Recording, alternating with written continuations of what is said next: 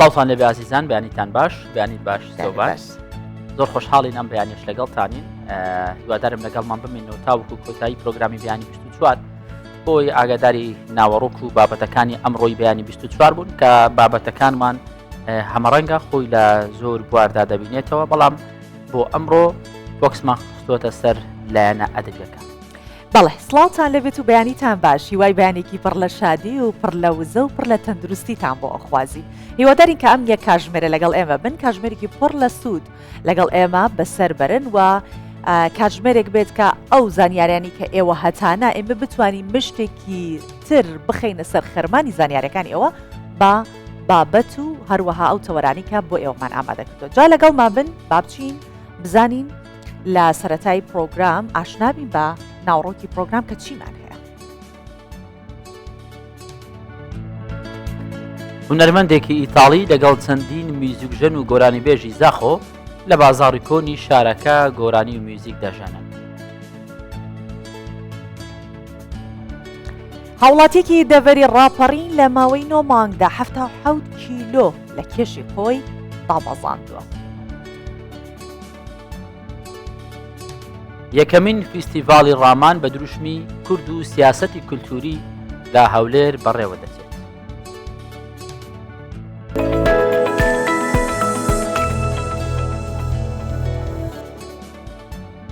لە بابەتێکی هوەری دەست پێ ئەەکەین، باسی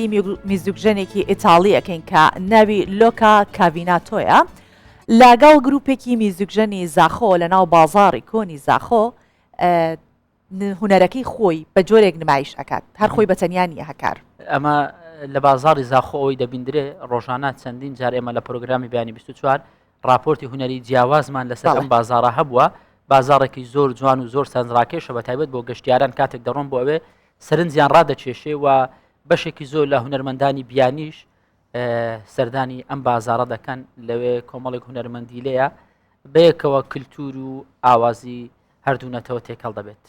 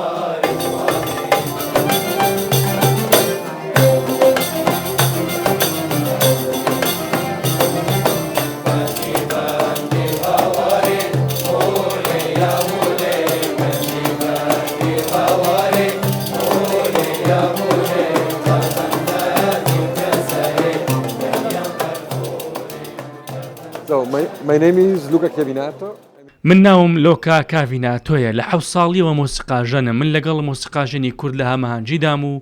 ڕێکخراوێکی ناحکومی خۆمان هەیە. ئێمە لە ڕێگەی زمانی هونەرەوە کار لەسەر پاراستنی مافەکانی مرۆڤ دەکەین. ئێستا لە زاخۆین و کۆبوونێتەوە. لە تەواوی عێراقیش مۆسیقاژەنمان هەیە، هەر لە هەڵەبجەوە تاکو بەسڕە. بەردەوام دەبین لە ناسینی خەڵکی زیاتر و دروستکردنی پەیوەندی لەگەڵ نەتەوە جیاوازەکان لە عێراق. ئەڤروکە گروپی مشک سەردانە پەیمانگامە هوەری جوان کرد زاخۆ دگەل ئامادەبوونا مصر لۆکا خەڵکی ئیتالیە لما سەرن موزیکی هێتین وەرکشۆپێکە تایبەت بە قوتابیان مێت موزیکی پێشکەشکردن لە هەمان دەم دەژی دگەل سافێ مێ پەیمانگەهەیە دگەل قوتابیان مە دگەل مصر لۆکا گروپی مشک و سێ ئەندامێت وانە ئەڤروکە ئەم هاتن ناو بازارێ زاخۆدا ام بجنسیکا کفن ملایف موزیکا گاروک پیشکش کرد تنه ما هدف ما او بیه که موزیک پیوندیه که موزیک و خلقی پیوندیه که روحی درست بتن دیسا جی بازار ما و جوانی ها خواب موزیک ببینید.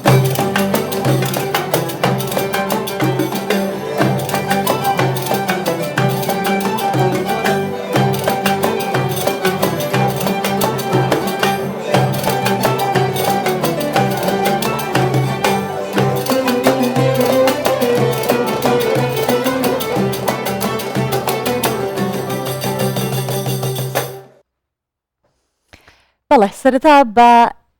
بابەتێک دەستمان پێکرد کە خۆی بۆ خۆی وزەمان بۆ دروستەکات لە ناو میوزیکە و ناو بازاڕی زاخۆ جا دەمانەوێت ئەوەی لە توانای ئێمە ئەنجامی بدەین بۆ ئەوەی کە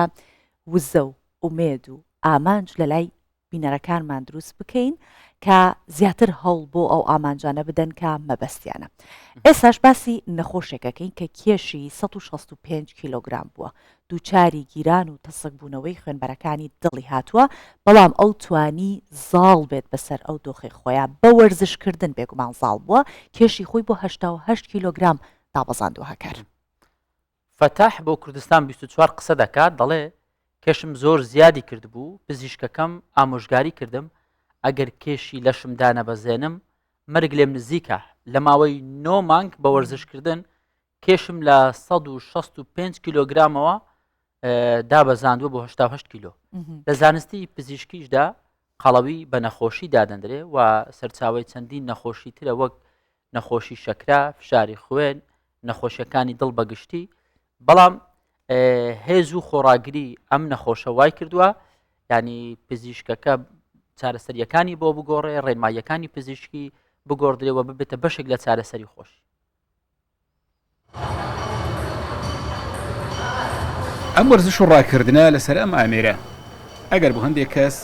تەنیا وەرزشێکی یاسایی بێت ئەوە بۆ فتاح ڕاکردنە بەرەو ژیان و دوورکەوتنەوەی لە مەرگ چونکە ئەم دۆخێکی تەندروستی تایبەتی هەبووە.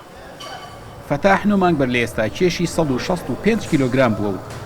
دووچاری گیران و تەسک-بوونەوەی خوێنبەرەکانی دڵیش بووە. پزیشکەکەی ئامۆژگاری کردووە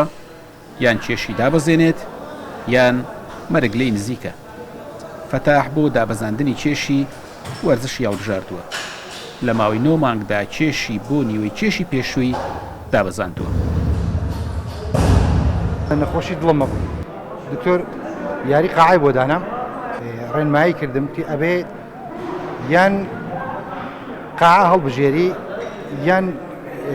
ئەو نەخۆشی کە تۆ هەتا ناوە لە جەستت کەم دەگاتووە تا ئەو کاتێک کە خۆی گەورە ڕۆمە پێ دەکات. منیش هەستم بە ئیرادەیەکی بە قووەت و بەهێزەوە هاتم بۆ قاعەکە و دەستم بە یاریکردن کرد. تقریباً 9 بۆ 10 مانگە یاری یەکەم ئێستا وەزنم بۆتە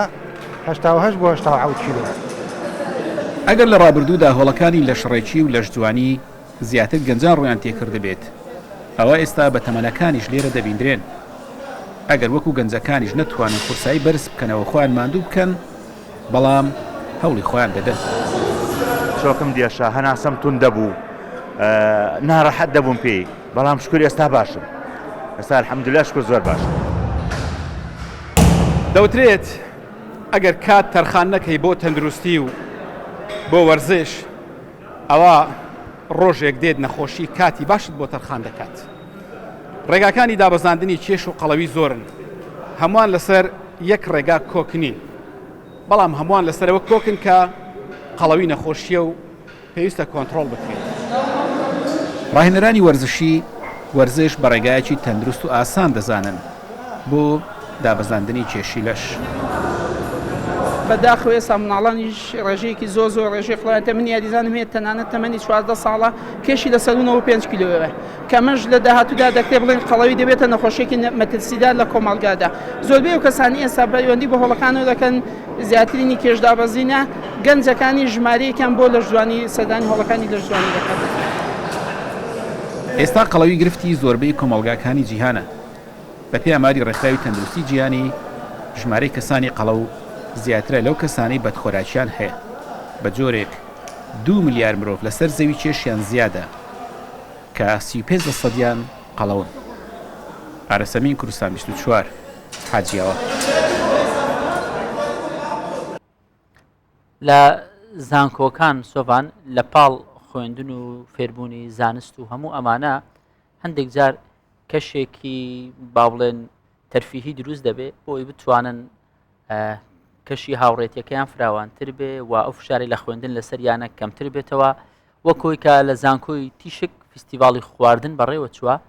زۆرەها خواردن کە قوتابیانی کچان و کوڕانی زانکۆ ئامادەیان کردبوو لە فستیڤالەکە پێشکەشیان کردو و دەشیان فرۆشتەوە. جا ئەمە بۆ خۆی داهاتی فستیڤالەکەش بۆ پرۆژەی خێرخوازی خێزانی کەم دەرامەت کۆ دەکرێتەوە لەلایەکە بۆ خۆیان کەشێکی خۆشیان گونجاندووە لەلایەکی دیشەوە توانیانە یارمەتی کەسانێکی کە بدەن کە چەند ساڵێکە لە نێو زانکۆکان قوتابیان جیا لە خوێندن و فێربوون هەوڵدەن وەک ئەرکێک لە فستیڤالەکان و بۆنەکان کاری مرۆیی و خێرخوازی ئەنجام بدەن کە ئەمە جێگای دەستخۆشیە جێگای دڵخۆشیشە هیوایەوە خوازین کە تەواوی زانکۆکان بەردەوام بن لەم جۆرە پرۆژانەکە ئەنجامێدن. ڕۆژێکی گرینگە بۆ قوتابیانی زانکۆ خۆیان خواردنیان دروست کردووە و لە فێستیڤالێکدا لە زانکۆ دەیفرۆشنەوە بۆ ئەوەی کەمپین بکەن بۆ کۆکردنەوەی پارە بۆ کەسانی کەم دەرامەت و پرۆژە خێرخوازیەکان. بۆ ئەم ساڵیش ئەم پارەیەکە کۆ دەکرێتەوە بەتەماین کتێبخانەیەکی بچووک بکەینەوە بۆ قوتابخانەیە کە کتێبخانەیان نییە یان یەتوان بڵین بۆ قوتابخانەیەکی مەسەنەن لە دێبێتن هایان هەژار بێت پار پرۆژەی ترمان هەبووە نان خواردن لە بۆ منداڵە بێداکە و بابەکان دەرمانکردین لە بۆ کەسانی کەم دەرامەت و چینی ئافرەت و منداڵان و ئەو ساڵ ئەمە بە نیازین هاوکارەی خەسەخانەی منداڵانی ڕاپەرینی فێرخوازی بکەین لە هەرێمی کوردستان. ئەمە فێستیڤاڵێکی ساڵانەیە لە زانکۆی تیشک 28 بەشی زانستی جیاجیا بەشداری تێدا دەکەن و داهاتەکەی بۆ پرۆژە خێرخوازیەکان کۆ دەکرێتەوە. قوتابیانی زانکۆش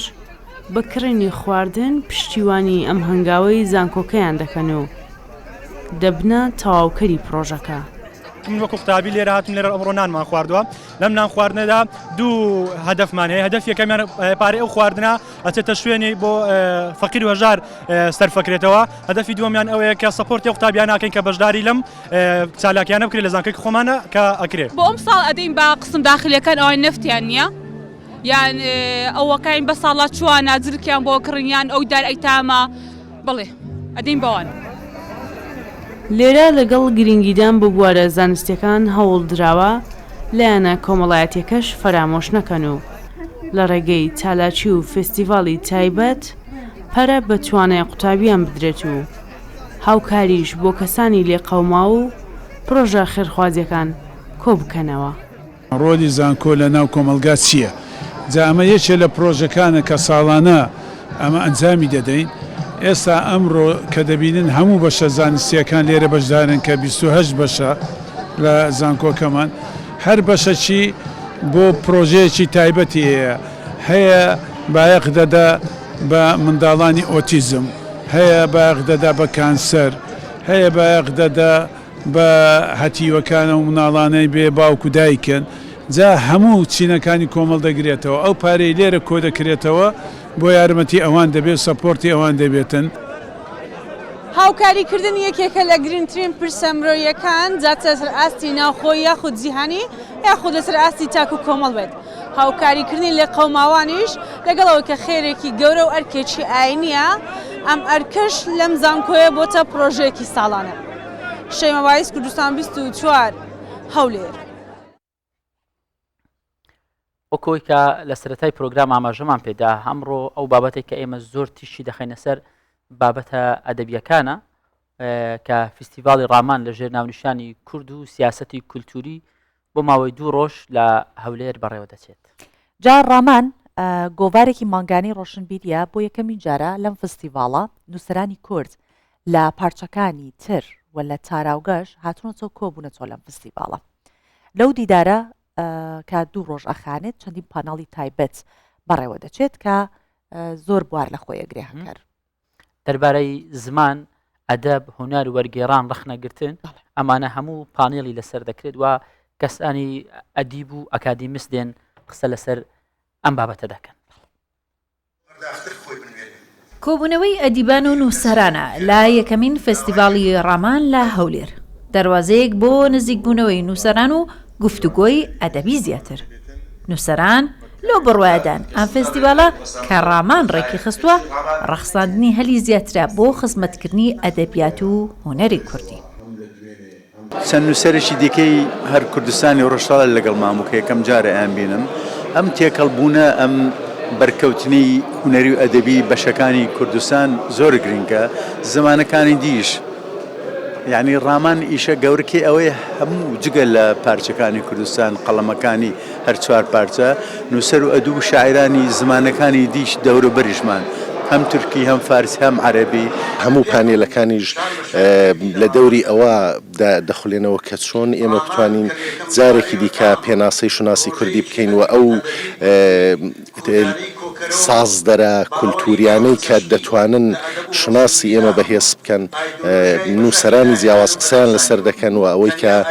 چۆن دەتوانێت گۆوارێکی وەک گۆواری ڕامان یا هەموو گۆوارەکانی دیکەی کە لە باشووری کوردستاندا چاپ دەبن لە چوارچێوەی شناسازیدا کار بکەن.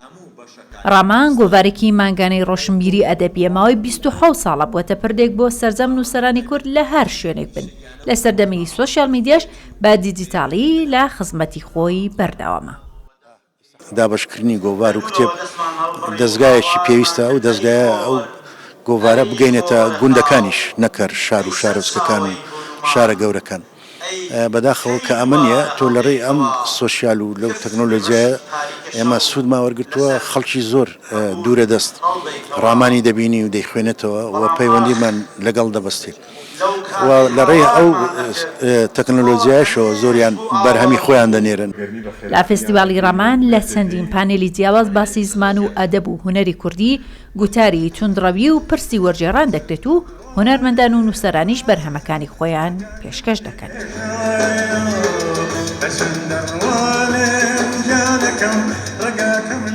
ئەدیبان و هوەرمەندان لە دوو ڕۆژدا بە پەیامی کورد و سیاسەتی کللتوری لێرە کۆ دەبنەوە.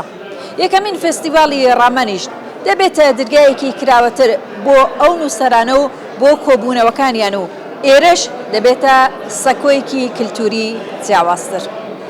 هێرۆ مەولودی کوردستان 24 هەولێر. باشە پێکەوە ئەو کاری هاوکارمان هێرۆ مەولودیمان بینی لە ناو فستیڤاڵەکە کۆمەڵە زانیاری وەکو پاکێجێک ئامادە کرده بوو کە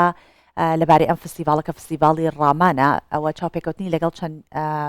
بەشدار بۆیە کرده بوو. ئێمە هەوڵی ئەومان داوە کە ئەو بابەتە لە ناو ستودیوش باسی لێ بکەین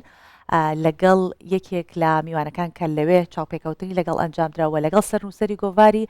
ڕامان خودیشی کە بەڕێزیشان ئەوانیش هەر لێرەن و لە راپۆرتەکەشدا هێرۆ چاوپێکەوتنی لەگەڵ ئەنجامدان. جا ئەم بابەتە بابەتی سەرەکی ئێمە دەبێ هەرێک لە بەڕێزان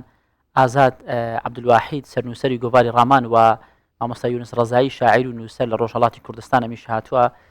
لە فستیڤاڵەکە بەشدارە زۆر بەخێر بێن بەیانیتان باش شاعیرانەتان بۆ خوازی لەم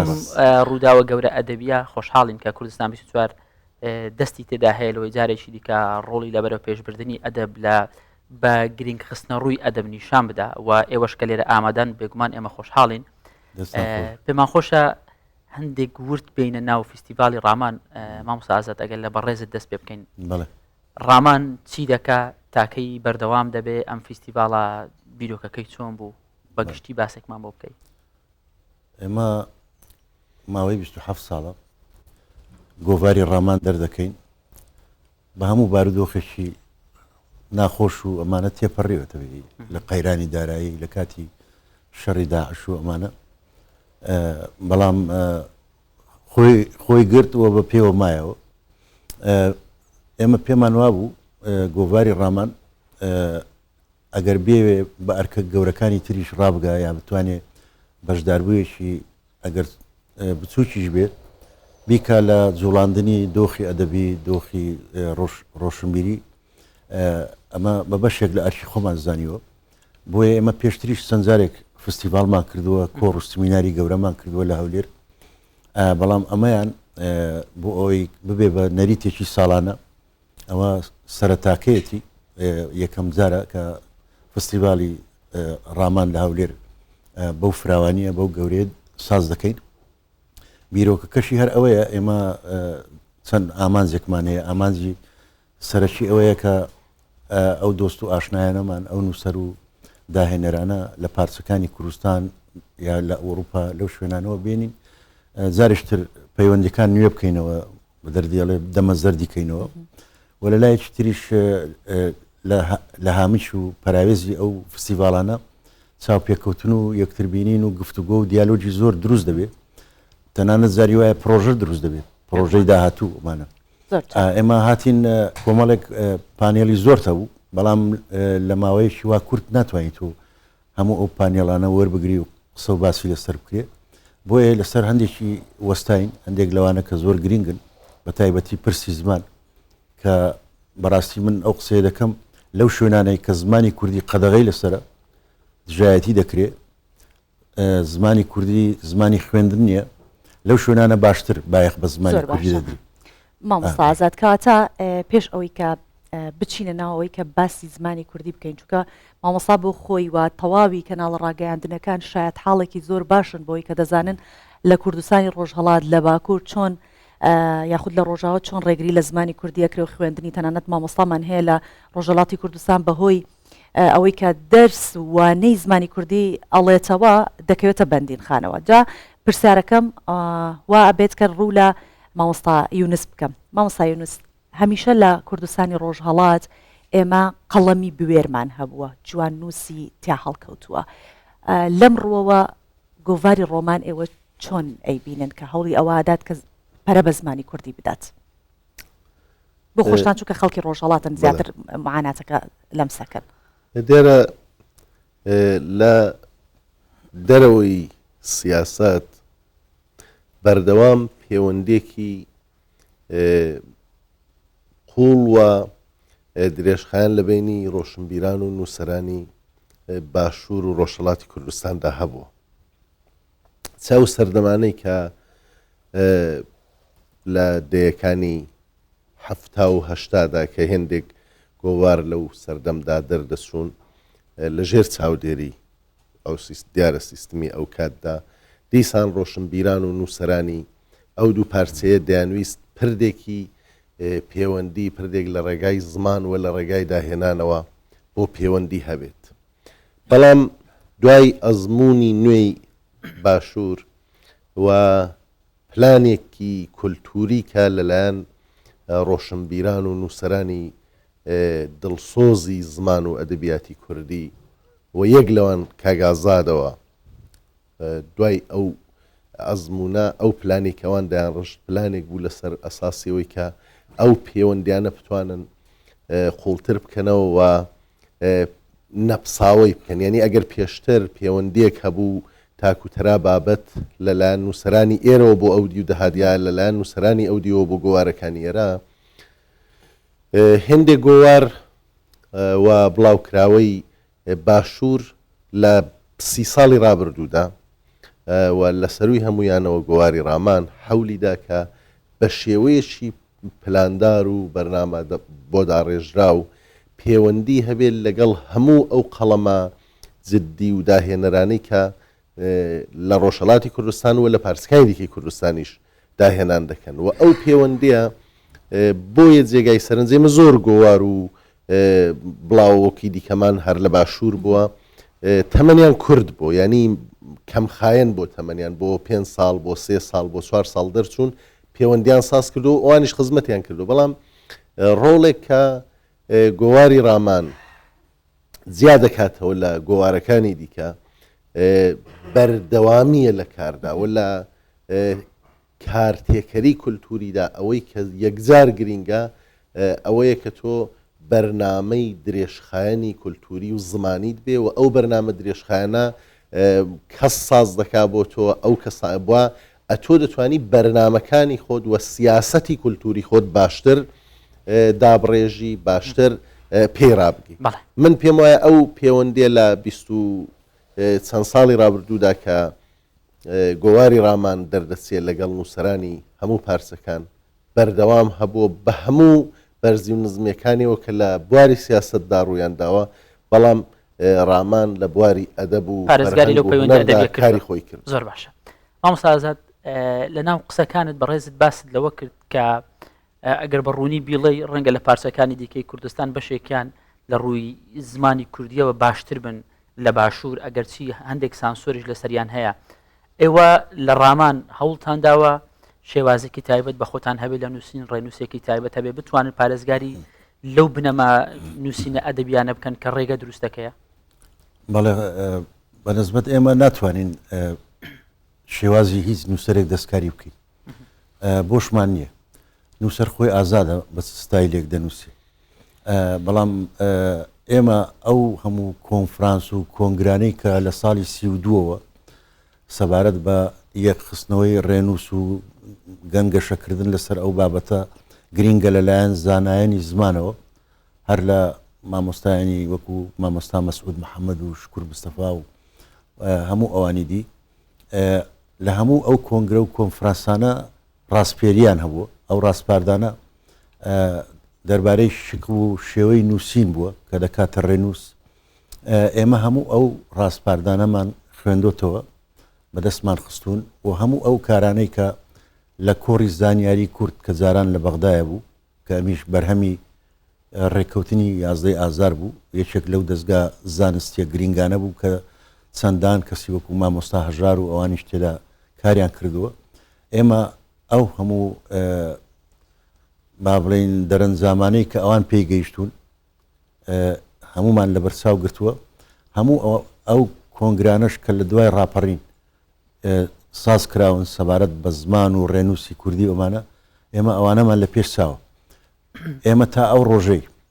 کە دەسەڵاتی یاسایی ئێمە کە دەکاتە پەرلەمان ڕێک دەکەون زانایانی زمانی ئێمە ڕێک دەکەون لەسەر ڕێنووسێکی یەکگرتو یەکدەست و لە هەموو دام و دەستگاکانی ڕاگەیاندن و با بڵێن کولتوری ئەمانە دابەشی دەکەن و بە ئێمە دەگا ئێمە لەسەر ئەو ڕێنووسی خۆمان بەردەوام دەبین کە پێم وایە بە پێی دانپێدانانی هەموو ئەو برادرانەی کە شارەزایان هەیە لە زمان دەڵێن ڕێنووسێکی قبول کراوە پێیان خۆشە لەبەرەوەی ئێمەش لە خۆمانەوە ئەو ڕێنووسەمان دانەتاشیوە ینی خۆمان نییە بەس لەبەر چاوگرتنی هەموو هەوڵ و کۆشی ئەو مامۆستا بەڕێزانە بووە کە لەو هەموو کۆنگرە و کۆنفرانسانەی لە ساڵانی سیەوە عرضم کردن لە 32ەوە کە کراوە تا ئەم ساڵانەی دوایی ئێمە ئەوانە لەبەر چاوگیراوە بەڵام بەنسبەت زمانی نووسین زمانی تایبەتە بە نووسەرەکە خۆی جارجاری وا هەیە مەسەلا واژە و وشەی ناوچەیی بەکاردێنی ئێمە زۆرمان پێخۆشەکە ئەو واژە شتانە بپارێزرێن بمێننەوە چونکە واژە وشە کە بەکار نایە وردە وردە بەرەو نەمان دەڕوە بەرەو مردن دەڕوە هەندێک وشە هەیە دەمرێ ئێمە نەمان کردووە بە عادەت دەستکاری نووسین بکەین تەنانەت ئەگەر جاری وا هەبێ وشەیەک بمانەوێ بگۆڕین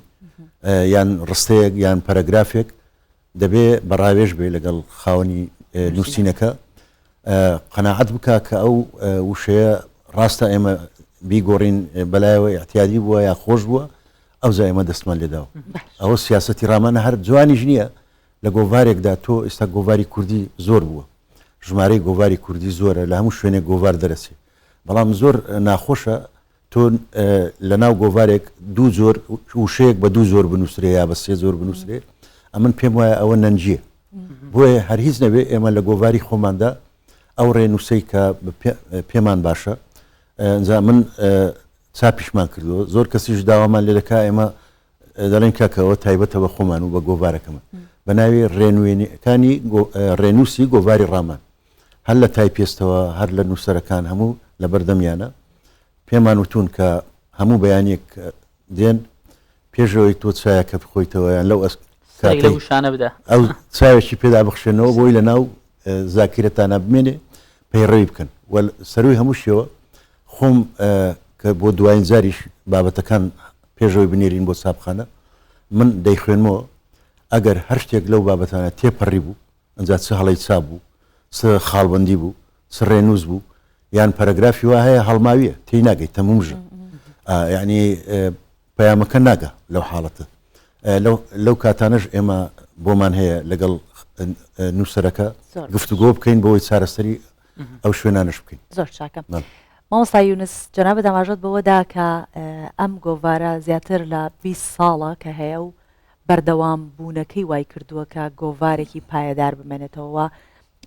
ئەو پایەداربوونەی ئەو بابەتانەیە کە مامۆستازاد ئاماژەی پێکرد گرنگیدان بە شێوەزارەکان گرنگیدار بە بابەتەکان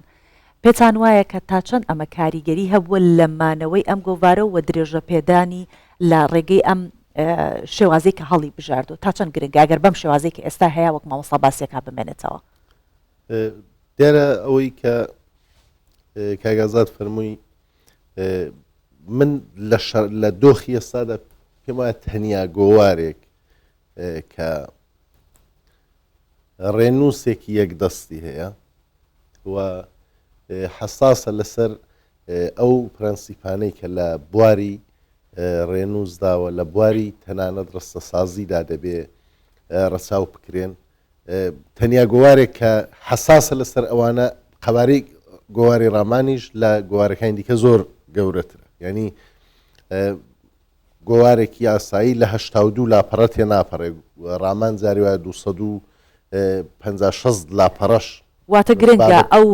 بە بەردەوامی ئەو هەموو محتەوایە هەر هەبێت هەم ئەو هەموو محتەوایە هەبێ هەم خودی ڕامان وانە هەر بابەتێک بڵاو بکاتەوە لانیکەم تۆ بە پێی پێرستێکە لە ڕاماندا دەیبینی و دابشکاریە کە لە ناوەڕۆکی بابەتەکاندا هەیە جودا کراونەتەوە مەسەڵەن بەشی چیرۆک بەشی شار بەشی فەلسەفە بەشی کۆمەڵناسی بەشی مێژوو بۆ هەر کام لەو بەشانە دۆزینەوەی بابەتی بڵاو نەکراوە چون ئێمە زۆرێک لە گوهارەکان ئێستاشت لە ئینتەرنێت وەردەگرن بابەت لە ئینتەرنێت وەردەگرن ڕامان ئەوەندی کەم پەیوەندیم لەگەڵ کاگازات بۆ بەردەوام جەختی لەسەرەوە کردو کە بابەتێک کە دەنێردرێ بۆ ئێرە نابێت لەوە پێش بڵاو بوو بێتەوە لەیش ئەوە گرینگە دوو لایەنێکی دیکە کە هەم وەک لایەنی شێوازناسی دەتوانی بڵێ شێوازناسی کەسێک کە ڕەخنەگرە ڕێز دادنێ بۆ شێوازی نووسینی جیاوازی ئینسانەکان بەڵام جودا لەو ئەگەر هەڵەیەک یا کێشەیەک لە زماندا بێ پەیوەندی دەگرێت من لانی کەم لە تەمەنی 30 ساڵەی نووسینی خۆمدا تەنیا بەرپرسی گۆوارێک یا تەنیا سەرنووسەرێکە پەیوەندی دی و ئاگام لێ پەیوەندی دەکات چون بە منی کرد بە فلان نووسەر بڵێ یا جاری وای بە خۆمی کوتۆ فلان ڕستە مەسەلەن مەبەستت چییە یا فلان بە بڕوای تۆ مەسەلەن فلان کەس پێی بڵە ئایا ئەو ڕستەیە ئاوە بگۆڕدرێ باشتر نییە ئەسنەوە هەم بە شێوەیەک حساسبوونە لەسەر زمان حساسبوونە لەسەر و بابەتانی تۆ بڵاوێن دەکەی و نەگەوەی کۆمەڵێک بە ینی گۆوار ببێتە کەشکۆڵێک هەموو شتێکی تێدا بێ و ئەو کەشکۆڵە گرنگیش نییە ڕێنووسی چۆنە ڕێزمانی چۆنە و بابەتەکان ئایا چەندە لەگەڵ یەک دێنەوە ئایا ئەو بابەت ڕامان حەولی داوە هەموو ئەو پرەنسیپ و نەزمانە بپارێزێ هەم دابشکاری بکە بۆ ئەو بابەتانی بڵاویان دەکاتەوە هەم حساس بێ لەسەر ڕێنووسیان لەسەر ڕێزمانیان و لە لایەکی دیکەەوە حساسیش بێ لەسەر شێوازی نووسینی نووسەرەکان بۆ چون نایهەوێت دەستکاری شێوازی نووسینی هیچ نووسەرێ بکە بەڵکو بە تەعامل ئەگەر کێشەیەکیش بێ لەگەڵ نووسەرەکان مەترحی دەکەم من لانی کەم لە ئەو چەند ساڵی کە کارم کردو کەمتر دیومە سەر نووسەرێک هێندا بپەرژێتە سەر هەموو لایەنەکانی بابەتی زمان و ڕێزمان و ئەو بابەتانی کە بڵاوێن دەکاتەوە بۆیە پێم وایە ئەوە هەستیارێک لای نووسەران ساز دەکات کە بۆیان گرینگە لەو گوارەدا بابەت بڵاوکەنەوە یا لە گۆوارێکی دیکەدا ئەو گۆوارە بەو حساسیەتانەی کە هەیەی یا گۆوارێک کە لە پاڵ مەسەلەن نووسینی منەوە نووسینی دیکەش لە فەیسبوک وەردەگرێت لە منیش هەمان ئێستا بیرم لەوە کردەوە بۆ نووسەرێک چەند خۆشە کە بزانێ بابەتەکانی لە گۆڤاری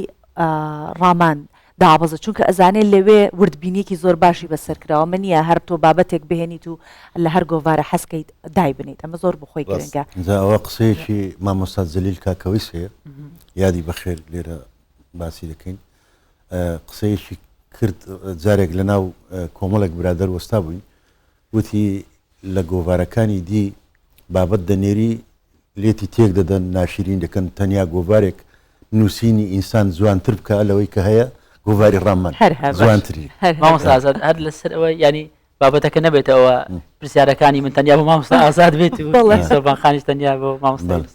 بەڵام ئیتروار ڕێککەوت پرسیارەکەت لەسەر ڕامان بگومان تەمەنێکی هەیە خزمەتێکی زۆری کردووە و کەسان و نووسەر و ئەدیبی زۆر باش تێیدا دەنووسرێ یەکێک لەو ڕەهەندانەی کە ڕامان پێدا ناسرێتەوە هوەری جێرانەوە یاخود ڕەگەزی جێرانەوەیە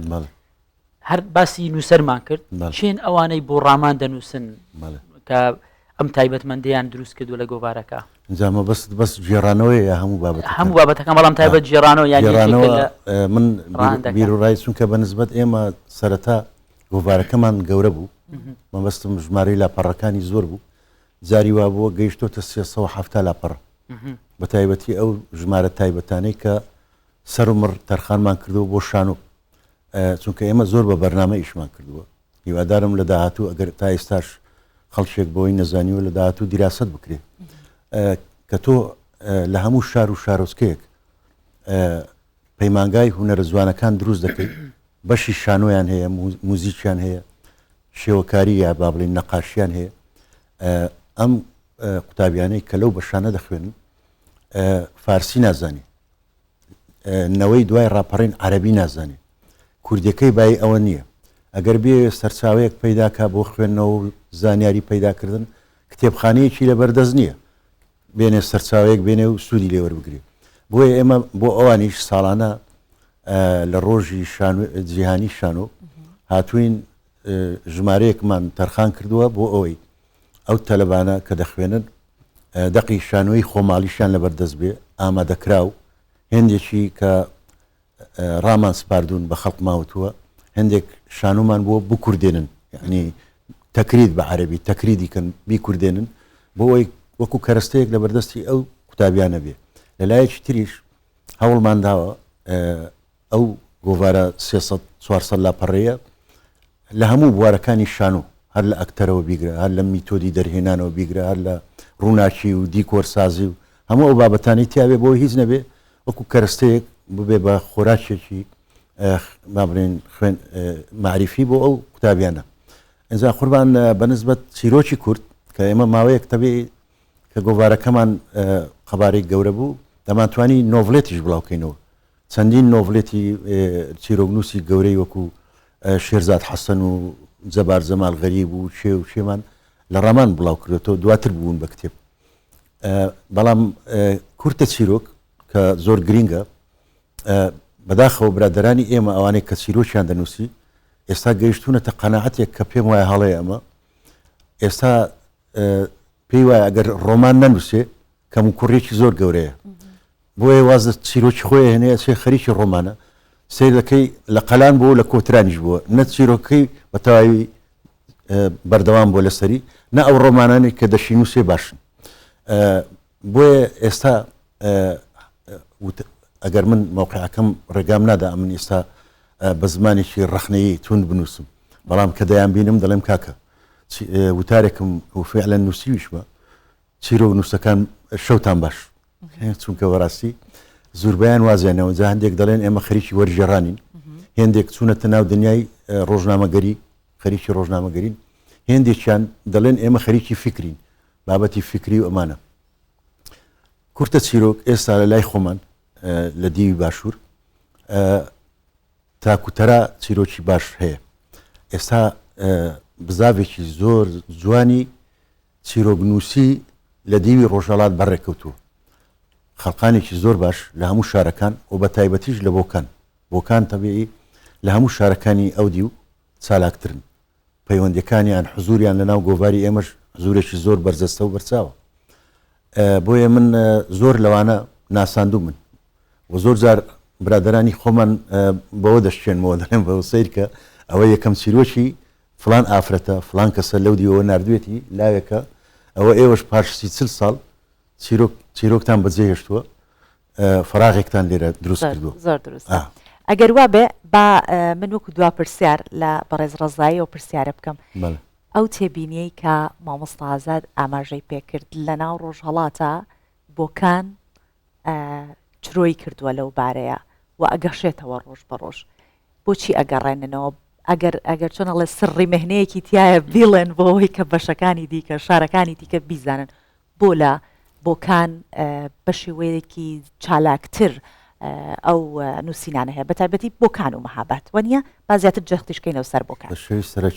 ئێوە بە شێوەیەکی سەرەکی چون بۆکانە و خۆشتان خەڵکی بۆکان کاتە ئەو معجونە ئینەی پێڵەن جاودانەیە کە هەیە لەوێ چییە؟ بە بڕوای من ئەو دەگەڕێتەوە بۆ پێشینە و مێژینەی ئەدەبی جێرانەوە و بەگشتی ئەدەبیات لە مکریان و لە بۆکان دیارە بۆکان هەم لە بواری شعرەوە هەم لە بواری چیرۆکەوە پێگەیەکی بەهێزی لە مێژووی ئەدەبی کوردیدا هەیە بۆ بواری شۆرت ستۆریە کورتە چیرۆک مامۆستا حەسەنی قزڵجی کە بناغەدانەری کورتە چیرۆکی کوردیە بۆکانی بوو بە کۆمەڵ چیرۆکی پێکەنینی گەدا تا ئێستاش ئەو کۆمەڵ چیرۆکە هەموو ڕەخنەکارانی بواری چیرۆکە قسە لەسەر چیرۆکی کوردی دەکەن ناتوان لەوە دەست پێ نەکەن کە حەسەنی قزڵجی لە هەفتاکاندا بڵاوی کردوێتەوە لە لایەکی دیکەوە لە بواری ڕۆماندا یەکەم ڕۆمانەکان کە بڵاو بوونەوە لە ڕۆژهەڵاتی کوردستان ڕۆمانی پێشمەرگەی دکتۆر ڕەحیمی سەیفی قازیە کە ئەو هاوڵاتی منە خەڵکی ئێمە خەڵکی گوندێکین خەڵکی جۆگزەلین هەردووکمان کە سەر بە ناوچەی مۆکریانە و ڕۆمانی دووەم کە بڵاو بووە ڕۆمانی هاوارە بەرەو میرزای کاکفەتاحی ئەمیرە کە بۆکانیە یعنی پێشەنگی ڕۆمان نووسی دیسان لە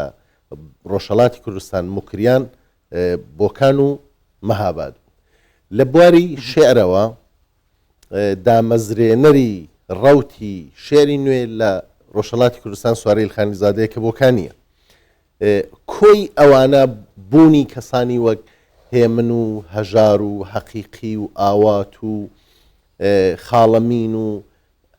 هەموو ئەو کەسانەی کە وەک شوناسازانی کورد لە ڕۆژهەڵات نێوی گەورن زۆربەیان نەک هەمویان زۆربەیان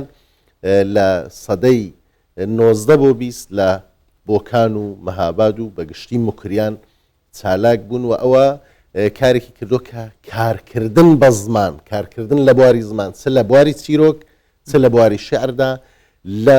لەو منطقەیە برەوی زیاتر بێ و ئەو برەو زیاتر بوونە کولتورێکی ساز کردەوەی کە دەڵن گوتارێکی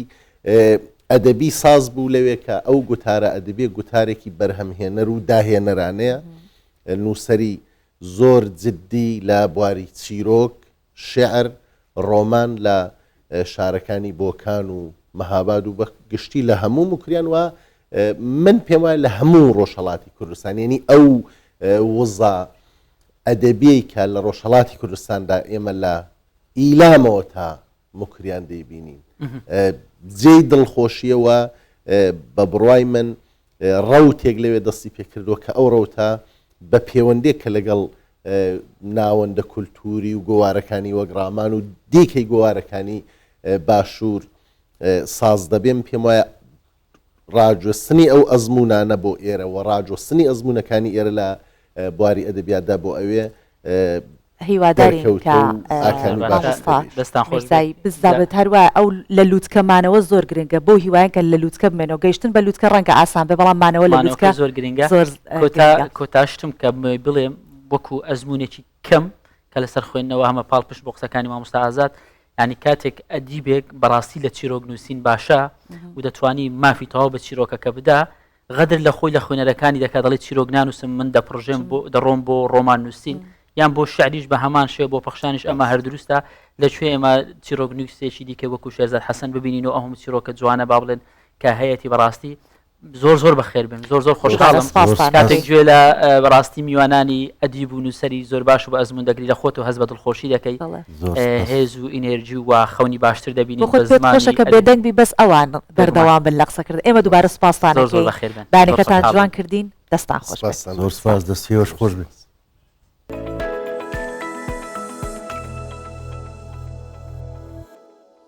بەڵێ دەچین بۆ ئەوی کە بزانین کەشوهەوای ئەمڕۆی شارەکانی کوردستانی گەورە بە چ شێوەیەکە لەگەڵمان بن.